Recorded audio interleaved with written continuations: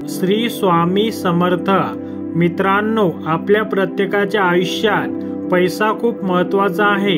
मात्र अनेकदा मेहनत करून कमावलेला पैसा एका झटक्यात हातासरशी निघून जात असेल तर त्याबद्दल प्रत्येकाला वाईट वाटतं। तुमच्या सुद्धा घरात पैसा टिकत नसेल तर आजच हे 2 उपाय करा।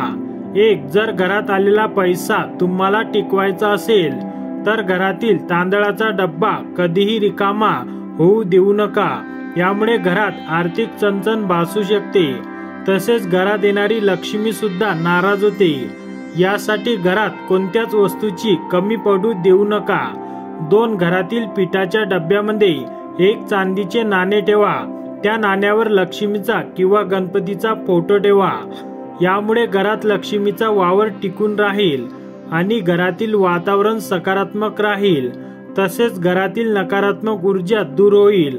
चांदी देखील घरातील सुख शांतीसाठी तसेच धनधान्य संपत्तीसाठी फार महत्त्वाची मानली जाते।